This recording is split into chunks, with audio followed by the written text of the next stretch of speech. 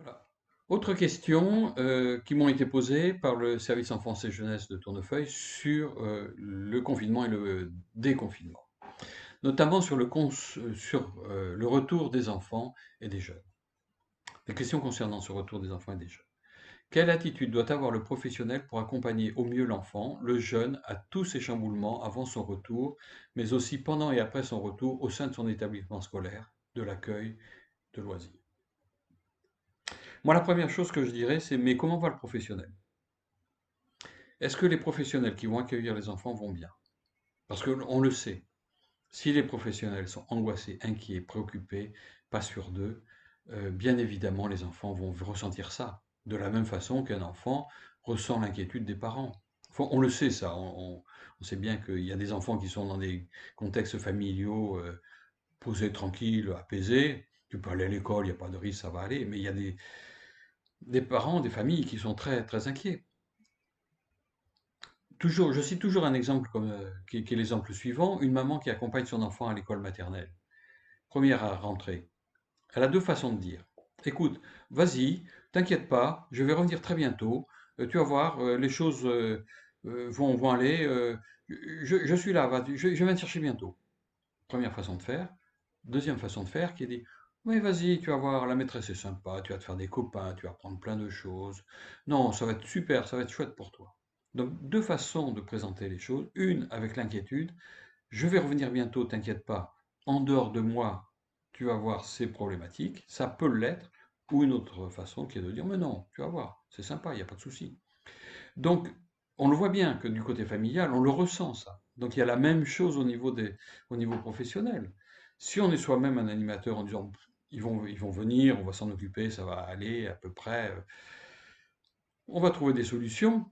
Bien évidemment, les enfants vont le sentir. Au contraire, si on est soi-même très inquiet de ce qui peut se passer, de comment est-ce qu'on va faire, de mais comment on va se débrouiller de cette histoire, avec cette inquiétude de la maladie derrière, bien évidemment, ça va être beaucoup plus compliqué dans le rapport avec les enfants. Donc, il faut trouver des solutions pour que l'équipe soit apaisée. C'est un peu comme ça que j'entends la question qui m'a été adressée de pouvoir discuter avec vous. Mais je crois qu'il faut que l'équipe, dans ce cadre-là, donc se parle, prépare les choses, et en même temps, ne s'angoisse pas trop, parce qu'on sait que finalement, ce sont quand même les enfants qui sont les moins à risque et qui ont à la risque de contamination et à risque de maladie. On l'a vu, l'expérience l'a montré, maintenant les professionnels, les pédiatres le disent tous. Ce sont les personnes âgées et les personnes fragiles, avec des pathologies qui existent déjà, qui sont ceux qui ont le plus souffert. Le public que les éducateurs, que les animateurs vont rencontrer est quand même un public qui est quand même peu à risque et pour lequel il faut s'organiser, trouver des solutions, mais en même temps ne pas s'angoisser outre mesure que, voilà, il y a des gestes à respecter, il y a des gestes barrières à respecter, bien évidemment, il faut le faire, c'est important de le faire. En même temps, on est dans une période de déconfinement, maintenant on voit bien que petit à petit les choses sont en train de s'apaiser. Donc, en tant que professionnel, la façon dont on va être, la façon dont on va ressentir les choses va être tout à fait importante par rapport aux enfants. Et donc, la meilleure façon d'accompagner des enfants, c'est de soi-même se rassurer. Et pour se rassurer, il faut parler avec les collègues des modalités dans lesquelles on va pouvoir accueillir ces enfants. L'autre question, c'est certains enfants viendront en classe qu'une fois, les collégiens parfois une heure. Quel impact? Comment les accueillir pour que ce soit une expérience constructive? Moi, je crois que la question pour eux, c'est la question de la reprise du temps social. La reprise du temps social qui est parfois un chemin à reprendre, à refaire tout doucement vers un retour dans une certaine forme de normalité. Pour certains, la question de la séparation-individuation va se poser, c'est-à-dire je me sépare d'un contexte protégé pour aller dans un contexte social peut-être un peu moins protégé. Donc pour eux, il y a ce chemin à faire, à refaire en tous les cas, d'une séparation-individuation. Je me sépare et je deviens un individu qui va être en capacité moi-même de prendre de prendre, j'allais dire des risques, oui, d'une certaine façon, en tous les cas, d'avoir un comportement qui me permet d'aller vers l'extérieur, vers l'avant. Donc, je crois que c'est un peu ça, c'est-à-dire qu'on a perdu l'habitude, il faut reprendre l'habitude. il faut reprendre l'habitude, il faut refaire ce chemin. Donc les enfants vont devoir le faire, et il va falloir les accompagner à refaire ce chemin-là, ce chemin d'une resocialisation. Voilà. D'une remise en vie sociale, alors qu'avant on a été dans un espace un peu confiné. Pour certains, ça sera un peu inquiétant, pour d'autres, au contraire, ça sera un gros soulagement. Ça dépend de comment le contexte familial se sera passé. Moi, je crois que ça ne peut être qu'une expérience constructive, c'est ce que je dis par ailleurs, c'est condition qu'on pense que pour eux, il y a eu là une expérience de confinement, de déconfinement, une expérience de vie, d'un vivre ensemble qui a été un peu particulier. Et que c'est de ça dont il va falloir tenir compte. C'est constructif à partir du moment où le jeune, l'enfant, va pouvoir en faire quelque chose. Si ça reste dans sa tête, sans que ça soit parlé, sans que ça soit discuté, sans que ça soit évoqué, à ce moment-là, il reste avec des inquiétudes, avec des questions, avec des préoccupations. Si au contraire, ça peut être abordé de façon tranquille, apaisée, où il a l'impression qu'on va pouvoir un peu entendre ce qu'il a au fond de lui, ce qu'il a pu vivre, alors là, moi je pense que ça va être une expérience constructive. Maintenant qu'on en sort, qu'on sort de ce confinement, qu'on est dans le déconfinement, on est en train de se dire qu'il y a peut-être eu aussi du bon dans cette histoire, hein, autour de la question de, du soin et du prendre soin. Donc voilà, et donc ça, on peut en faire quelque chose de constructif, en tous les cas pour l'avenir, on peut le penser. Je pense que pour les enfants, c'est pareil. C'est pareil, c'est-à-dire d'avoir été seul et tout d'un coup de se retrouver avec d'autres, ça peut être quelque chose de constructif, de découvrir, de redécouvrir la relation sociale. Alors, faut-il organiser des temps de débat, d'échange avec les jeunes pour qu'ils expriment sur leur vécu de confinement? Moi, je dirais oui. Oui, je crois que ça peut être important pour aborder la question des contraintes, la question de la liberté, la question du vivre ensemble, la question de l'avenir. La question de l'avenir est importante pour eux. La question de la mort aussi. Est-ce qu'ils ont été inquiets? Est-ce qu'on leur a parlé de la mort? Est-ce que ça les a effrayés ou pas? Comment est-ce que... Oui, je pense que ça peut se faire. En groupe, pourquoi pas? En individuel, sûrement. Sûrement, dans un moment informel où on est en atelier, où on fait des petites choses. Et alors, pour toi, à la maison, c'était compliqué? Tout le monde, vous étiez inquiets, papa et maman? Comment ils ont fait? Enfin, toutes ces questions-là, comme ça, qui viennent de façon un peu informelle. Et puis de temps en temps aussi, peut-être faire une petite discussion, un petit débat. Je pense que la question de l'avenir et de la planète peut être intéressante. Le réchauffement de la planète, mais aussi les risques planétaires. Comment est-ce que vous, enfants, vous voyez la suite, l'avenir? Le dessiner, le monde d'après, ou en parler?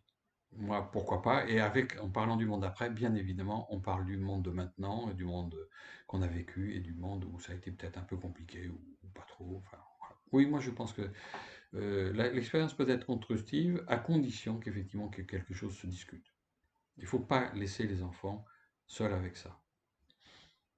Mais je crois que la question de l'avenir peut être une façon d'aborder les questions. Il y a eu des propositions comme ça pour les enfants de dessiner le moment présent, le moment du confinement et aussi l'avenir, et d'envisager. Et toi, plus tard, qu'est-ce que tu voudrais faire, comment tu voudrais que ce soit.